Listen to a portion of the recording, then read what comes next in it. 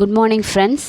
இன்றைக்கி நமக்கு என்ன பார்க்க போகிறோன்னா, நம்ம டிஎன்பிஎஸ்சி நியூ சிலபஸில் யூனிட் 5 இந்திய பொருளாதாரம் மற்றும் தமிழ்நாட்டின் வளர்ச்சி நிர்வாகம் அப்படின்ற டாப்பிக்லேருந்து 20 கொஷின் கேட்பதாக சொல்லியிருக்காங்க.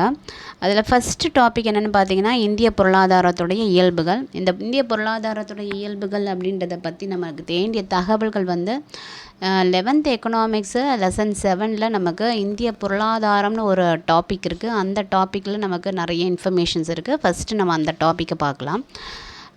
லெசன் தொடக்கத்தில் நமக்கு ஒரு வாக்கியம் கொடுத்துருக்காங்க. அதாவது இலக்க முறை பொருளாதாரத்தில் இந்தியா உலகளாவிய போட்டியாளராக இருக்காங்க அப்படின்ட்டு சுந்தர் பிச்சை, இவர் சிஇஓ ஆஃப் கூகுளுடைய சிஇஓவாக இருக்காங்க. ஸோ என்ன சொல்கிறாருன்னா, இலக்க முறை பொருளாதாரத்தில் இந்தியா ஒரு உலகளாவிய போட்டியாளராக இருக்காங்க அப்படின்னு சொல்கிறாங்க. ஸோ இப்போ நம்ம லெசனுக்குள்ளே போகலாம். வளர்ச்சினா என்ன, முன்னேற்றம்னா என்ன, அதனுடைய பொருள் என்ன அப்படின்னு கேட்குறாங்க. வளர்ச்சினா என்ன அப்படின்னு பார்த்திங்கன்னா, ஒரு நாட்டுடைய பொருளாதார வளர்ச்சி.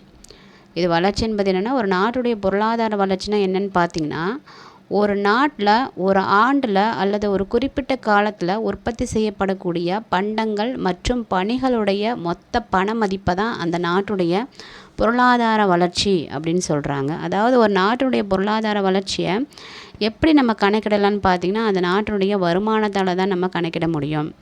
ஸோ இந்த ஜிடிபியை பொறுத்து தான் அந்த நாட்டுடைய பொருளாதார வளர்ச்சி எப்படி இருக்குது அப்படின்றத நம்ம நிர்ணயிக்க முடியும். அடுத்து என்னதுன்னா, ஒரு நாட்டுடைய பொருளாதார முன்னேற்றம்.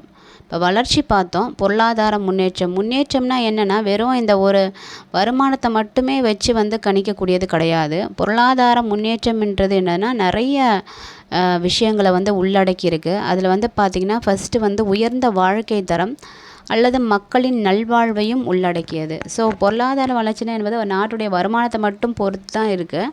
ஆனால் முன்னேற்றம் என்பது வருமானத்தை மட்டும் பொறுத்து இல்லை, மக்களுடைய வாழ்க்கை தரம் நல்லா இருக்கணும், அவங்களுடைய நல்வாழ்வு, அவங்களுடைய உடல் ஆரோக்கியத்தோடு இருக்கணும். ஸோ இதை பொறுத்து தான் ஒரு நாட்டு முன்னேற்றம் அடைந்திருக்கு அப்படின்றத நம்ம தீர்மானிக்க முடியும். ஸோ இதை தவிர்த்து சில குறியீடுகளும் இருக்குது. சில குறியீடுகளும் நாட்டுடைய பொருளாதார முன்னேற்றத்தை நிர்ணயிக்கிறது. அது என்னென்னு பார்த்திங்கன்னா, ஒன்று மனிதவள மேம்பாட்டு குறியீடு, அதாவது HDI, வாழ்க்கை தர குறியீடு, அதாவது PQLI, மொத்த நாட்டு மகிழ்ச்சி குறியீடு, அதாவது GNHI. இதை பொறுத்து தான் நம்ம பொருளாதார முன்னேற்றத்தை நிர்ணயிக்க முடியும் அப்படின்னு சொல்கிறாங்க. ஸோ இதில் மொத்த நாட்டு மகிழ்ச்சி குறியீடு, அதாவது GNHI அப்படின்னா என்ன, அதை யார் ஃபஸ்ட்டு அந்த தொடரை நமக்கு அறிமுகப்படுத்தியிருக்காங்க, எந்த நாட்டுடைய மன்னர் அறிமுகப்படுத்தியிருக்காங்க, இந்த மொத்த நாட்டு மகிழ்ச்சி அப்படின்றது எதெல்லாம் உள்ளடக்கியது மொத்த நாட்டு மகிழ்ச்சி குறியீடு அப்படின்னு பார்க்கலாம். மொத்த நாட்டு மகிழ்ச்சி அப்படின்ற தொடர் ஃபஸ்ட்டு 1972 பூட்டானுடைய மன்னர், 4வது மன்னர் ஜிங்மே சிங்கே வாங்க் என்பவரால் தான் உருவாக்கப்பட்டிருக்கு. ஸோ இந்த டேர்மு, இந்த மொத்த நாட்டு மகிழ்ச்சி குறியீடு 1972 பூட்டானுடைய 4வது மன்னர்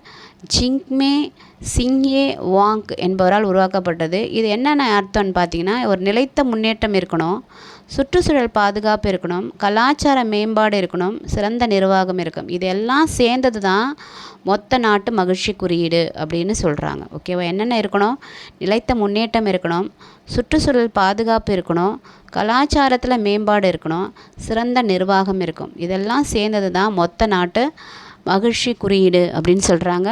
யார் முதல்ல அதை இன்ட்ரடியூஸ் பண்ணாங்கன்னு பார்த்தோம், ஜிங்மே சிங்கே வாங். இவர் யார்? பூட்டானுடைய 4வது மன்னர். எந்த வருஷம்? 1972.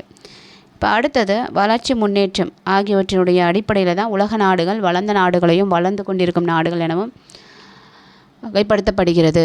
அதாவது என்னென்னா, ஒரு நாடு எப்படி வளர்ந்த நாடு, அதாவது வளர்ந்து கொண்டிருக்கிறது, இல்லை வளர்ச்சியை இல்லாத நாடு எப்படின்னு தீர்மானிக்கிறாங்க அப்படின்னு பார்த்திங்கன்னா, அந்த நாட்டுடைய வளர்ச்சி முன்னேற்றம் அதை பொறுத்து தான் தீர்மானிக்கிறாங்க. வளர்ந்த பொருளாதார நாடுகள் என்பவை தொழில்மயமான வளங்களையும் முழுமையாக பயன்படுத்தும் நாடுகளை குறிக்கும். ஸோ பொதுவாக நல்ல டெவலப்டு கண்ட்ரிஸ், வளர்ந்த நாடுகள் பார்த்திங்கன்னா, அவங்களுடைய வளங்களை எல்லாம் என்ன பண்ணுவாங்க, முறையாக பயன்படுத்துவாங்க, முழுமையாக பயன்படுத்துவாங்க, திறமையாக பயன்படுத்துவாங்க. அப்போ தான் அதனால தான் அவங்க வளர்ந்த நாடுகளாக இருக்காங்க. அந்த வளர்ந்த நாடுகளுக்கு ஒரு உதாரணம் கொடுத்துருக்காங்க பாருங்கள். எடுத்துக்காட்டு, அமெரிக்க ஐக்கிய நாடுகள், கனடா, இங்கிலாந்து, ஃப்ரான்ஸு, ஜப்பான், இதெல்லாம் வளர்ந்த நாடுகள்.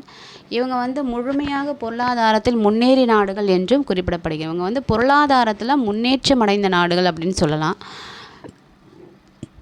மாறாக தன் வளங்களான நிலம், சுரங்கங்கள், உழைப்பாளர்கள் ஆகியவற்றை முழுமையாக பயன்படுத்தாத நாடுகளை, அதாவது குறைந்த தலா வருமானம் கொண்ட நாடுகளை வளர்ந்து கொண்டிருக்கின்ற நாடுகள் அப்படின்னு சொல்லலாம்.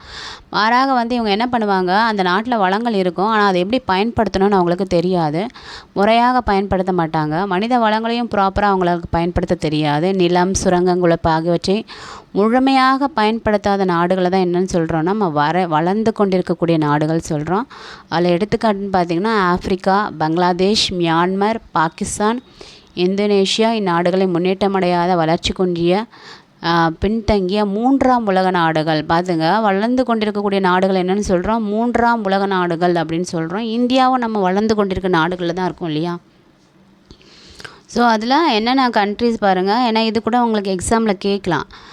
வளர்ந்த நாடுகள் Africa, Bangladesh, Myanmar, Pakistan, Indonesia இந்நாடுகள்லாம் என்னென்னு சொல்கிறாங்க, முன்னேற்றம் அடையாத வளர்ச்சி குன்றிய பின்தங்கிய 3ஆம் உலக நாடுகள் என்று நம்ம சொல்லலாம். நெக்ஸ்ட்டு இந்திய பொருளாதாரம் பாருங்கள். உலகின் வலிமையான பெரிய பொருளாதாரங்களின் வரிசையில் இந்தியா 7வது இடத்தை பிடித்திருக்கிறது. ஸோ இப்போ கரண்ட்லி எத்தனாவது இடம் நீங்கள் பார்த்துங்க, சர்ச் பண்ணிக்கங்க. உலகின் வலிமையான பெரிய பொருளாதாரத்தின் வரிசையில் இந்தியா எத்தனாவது இடத்துல இருக்குது, 7வது இடத்துல இருக்குதுன்னு சொல்லலாம். தொழில்மயமாதல், பொருளாதார வளர்ச்சி ஆகியவற்றை முன்னேறி கொண்டிருக்கும் நாடுகளில் 7 விழுக்காடு பொருளாதார வளர்ச்சியுடன் இந்தியன் வலுவான இடத்தை அடைந்திருக்கிறது. ஸோ பொருளாதார வளர்ச்சியை பொறுத்த வரைக்கும் 7 விழுக்காடு, அதாவது 7% வந்து பொருளாதார வளர்ச்சியோட இந்தியா வந்து எத்தனாவது வந்து இருக்குதுன்னு பார்த்தீங்கன்னா 7வது இடத்தை பெற்றிருக்கிறது. நமது வளர்ச்சி வீதம் நீடித்ததாகவும் நிலையானதாகவும் இருப்பதுடன் வளர்ச்சிக்கான வாய்ப்புகளை பெருமளவில் கொண்டிருந்தாலும் பின்தங்கியிருப்பதற்கான சில அறிகுறிகள் காணப்படுகிறது. நமக்கு எல்லாமே இருக்குது, ஆனாலும் சில விஷயங்களை நம்ம பின்தங்கியிருக்கோம். அதுக்கு என்ன காரணங்கள், சில அறிகுறிகளும் அதுக்கான காரணங்களும் நமக்கு இருக்குது. ஓகேவா. அதில் முக்கியமாக வந்து population is one of the reason சொல்லலாம். ஏன்னா மனித வளம் தான், பாப்புலேஷன்றது ஒரு மனித வளம், ஆனால் அதை நம்ம முறையாக பயன்படுத்துகிறோமா இல்லையான்றது கேள்விக்குறியாக இருக்குது. ப்ளஸ் வளங்களையும் நம்ம முறையாக பயன்படுத்துகிறோமா அப்படின்றதும் கேள்விக்குறியாக இருக்குது. ஸோ முன்னேறிய நாடுகளோட இயல்புகள் என்ன அப்படின்னு பார்த்தீங்கன்னா, அந்த நாட்டில்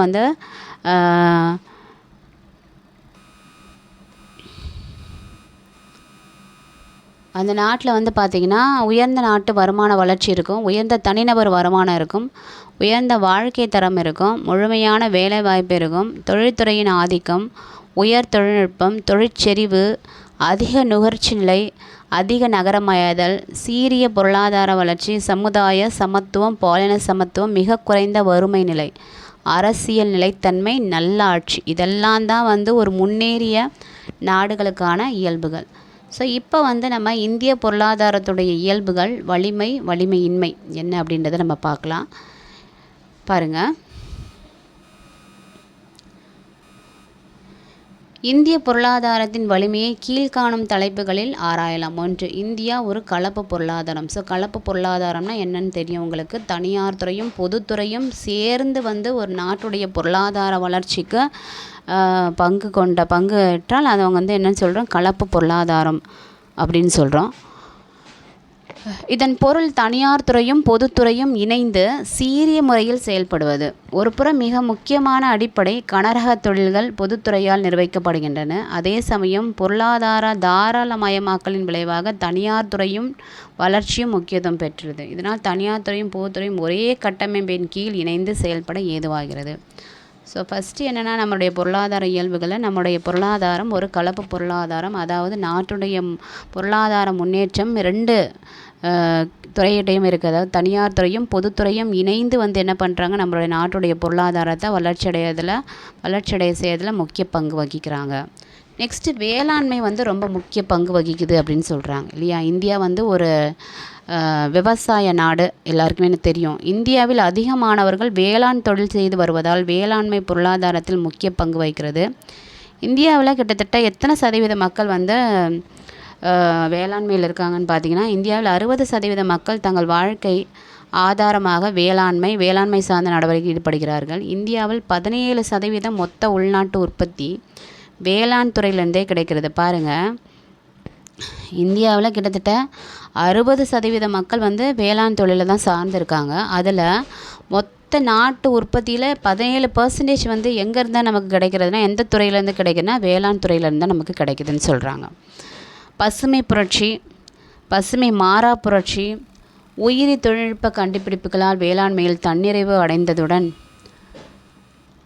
அல்லாமல் உபரி உற்பத்தி நிலையை அடைந்துள்ளது. அதாவது நம்மளோட தன்னிறைவு போக நம்ம என்ன பண்ணுறோம், உபரியாகவும் உற்பத்தி செய்கிறோம். அதை வந்து வெளிநாடுகளுக்கும் நம்ம என்ன பண்ணுறோம், ஏற்றுமதி செய்கிறோம்.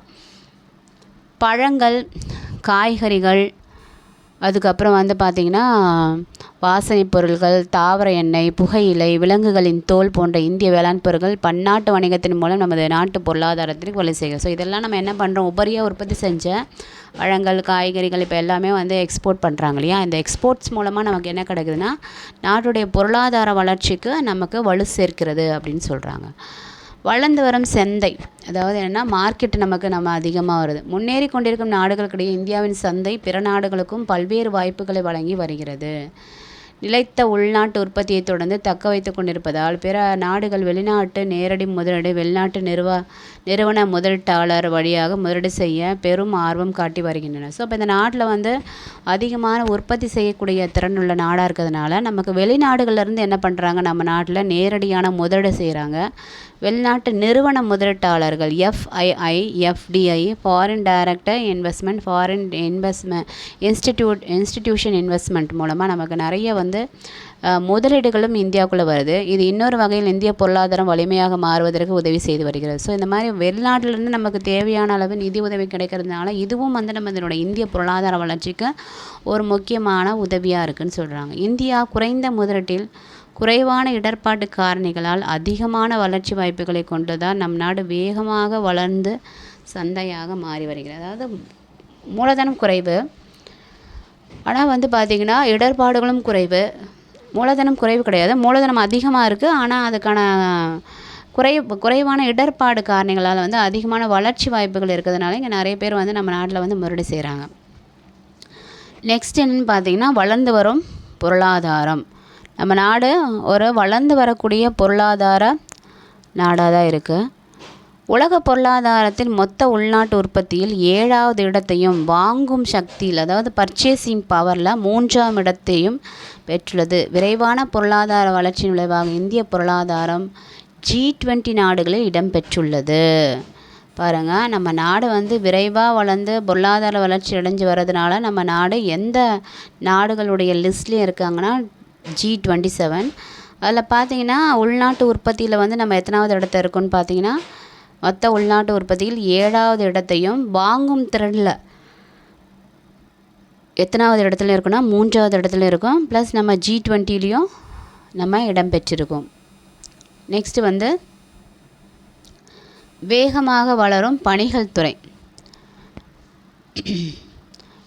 வேகமாக வளரும் பொருளாதாரம். பாருங்கள், இந்திய பொருளாதாரம் அதிக நிலையான வளர்ச்சியினை கொண்டது. 2016-17 சீன மக்கள் குடியரசு நாட்டிற்கு அடுத்தபடியாக மொத்த உள்நாட்டு உற்பத்தியில் 7.1% பெற்ற உலகின் வேகமாக வளர்ந்து வரும் நாடுகள் இந்தியா மிக வேகமாக வளர்ந்து வருகிறது என்பதை சுட்டிக்காட்டுகிறது. பாருங்கள், சீனாவுக்கு அடுத்தபடியாக நம்முடைய இந்தியா வந்து வேகமாக வளர்ச்சி இருக்கிறதுனால நம்மளுடைய வளர்ச்சி விகிதம் நல்லா தான் இருக்குது. வேகமாக வளரும் பொருளாதாரமாக இருக்குது.